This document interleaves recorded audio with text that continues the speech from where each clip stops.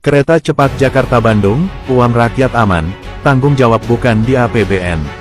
Oleh Christovita Wiloto, Chairman Strategik Indonesia. Bertahun-tahun, rakyat Indonesia dicekoki logika yang salah. Luhut Panjaitan, Sri Mulyani, Jokowi, dan lingkaran oligarki meyakinkan publik bahwa utang proyek kereta cepat Jakarta-Bandung sampai sekarang disebut Kereta Cepat Indonesia-China (KCIC), sambil menunggu mencopot kata China.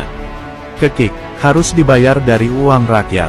Lucunya, banyak yang percaya begitu saja, tanpa menyadari kebenaran di balik skema itu. Kini Tuhan Yesus Kristus membuka semuanya, lewat Purbaya Yudisadewa, Menteri Keuangan, lewat ahli-ahli keuangan yang takut Tuhan, lewat akademisi dan mahasiswa yang takut Tuhan, lewat pegawai negeri dan swasta yang dipakai Tuhan untuk menegakkan kebenaran. Detail kronologi dan bukti, usulan pembayaran utang KCIC dengan APBN. Beberapa pejabat mendorong agar utang 80 triliun rupiah proyek KCIC dibayar menggunakan anggaran negara. Maksudnya terlihat, solusi cepat, tapi logikanya salah dan merugikan rakyat.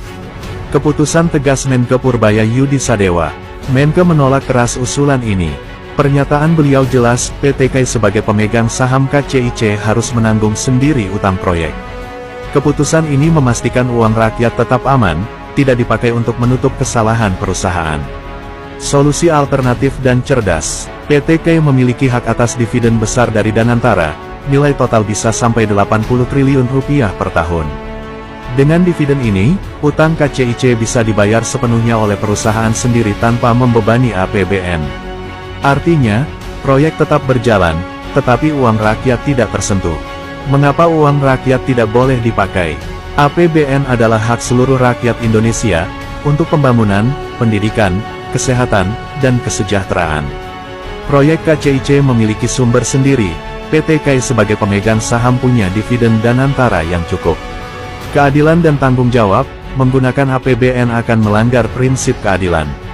Perusahaan harus bertanggung jawab penuh atas kewajibannya sendiri. Dividen DANANTARA, solusi cermat Menke untuk utang kereta cepat tanpa sentuh APBN. Bab 1, kronologi aliran dividen Danantara untuk KCIC. PT KAI sebagai pemegang saham utama KCIC. KCIC adalah proyek joint venture, di mana PT KAI memiliki saham signifikan. Dividen PT KAI dari Danantara dialokasikan untuk berbagai investasi dan pengembangan infrastruktur, termasuk proyek strategis kereta. Jumlah dividen tahunan, berdasarkan laporan keuangan Danantara, total dividen yang bisa dialokasikan mencapai sekitar 80 triliun rupiah per tahun, cukup menutup utang KCIC sebesar 80